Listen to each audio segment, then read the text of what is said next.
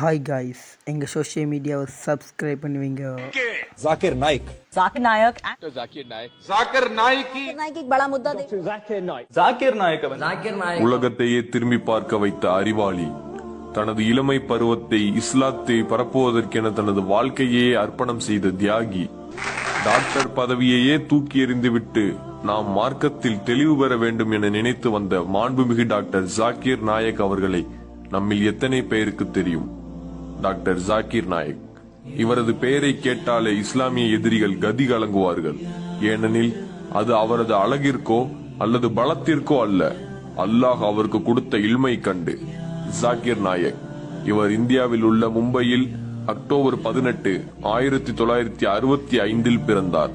பிறப்பு முதலே இவர் கல்வியில் சிறந்தவராகவே திகழ்ந்தார். இவரது கல்லூரி படிப்பையும் மும்பையிலேயே தலை சிறந்த கல்லூரிகளில் முடித்தார். இவர் தனது வாழ்நாளில் தூங்கியதை விட புத்தகங்களை புரட்டிய நாட்களே அதிகம் என கூறலாம். ஏனெனில் விவாதங்களின் பொழுது புத்தகங்களின் பக்கம் எண்ணை கூட தெளிவாக குறிப்பிடுவார். எந்தவித நிலையிலும் தயாராகாமல் கூட கேள்விகளுக்கு உண்மையான சரியான பதிலையே கூறுவார்.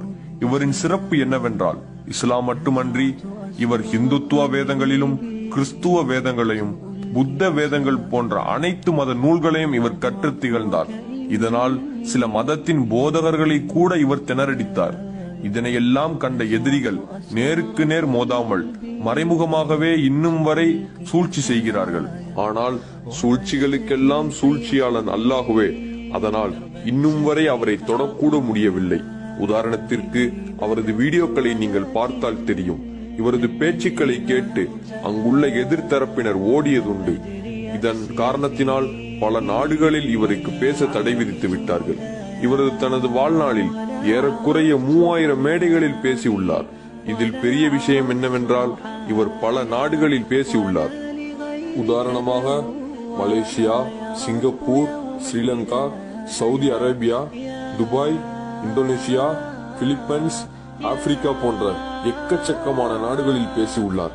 தனது பேச்சுக்கள் அங்குள்ள பல மக்களை இஸ்லாத்தின் பக்கம் ஈர்த்துள்ளது. இதன் விளைவாக பல நாடுகளில், உதாரணமாக கனடா, பங்களாதேஷ், இந்தியா போன்ற நாடுகளில் இவருக்கு பேச தடை விதித்துள்ளனர். அது மட்டுமின்றி இவர் நடத்தி வரும் பீஸ் டிவியையும் உலக நாடுகளில் பல இடங்களில் தடை செய்து விட்டார்கள். இவரது IRF என்னும் இஸ்லாமிக் ரிசர்ச் பவுண்டேஷனையும் தடை செய்ய கூறி பல நாடுகள் போராடி கொண்டிருக்கிறார்கள். இதையெல்லாம் தனி மனிதனாகவே நின்று இவர் தகர்த்தெறிந்து கொண்டிருக்கிறார். எவ்வளவுதான் இவரின் மீது பல பொய்யான வழக்குகள் போடப்பட்டாலும் அல்லாஹுவின் அருளில் இவரை எதுவும் இதுவரை செய்ய முடியவில்லை. அது மட்டுமின்றி இவரை இந்தியாவிடமே ஒப்படைக்க வேண்டும் என பலமுறை முயற்சி செய்தும் கூட பல நாடுகள் அதை எதிர்த்து பல நாடுகள் அவருக்கு அடைக்கலம் கொடுத்து கொண்டேதான் இருக்கின்றார்கள். இவரின் வாழ்வில் அர்ப்பணிப்பு என்பதே மிகப்பெரிய விஷயமாகும். பல பிரச்சனைகளை சுமந்து கொண்டும் இருக்கிறார். இருந்தாலும் அல்லாஹுவிற்கு அஞ்சிக் கொண்டே நடக்கிறார். எனவே இவரின் ஈமானை போல அல்லாஹ் நமக்கும் ஈமானை தர வேண்டும் என அல்லாஹ்விடம் பிரார்த்திப்போம். டாக்டர் ஜாக்கிர் நாயக் அவர்களுக்காக துவா செய்வோம், இன்ஷா அல்லாஹ்.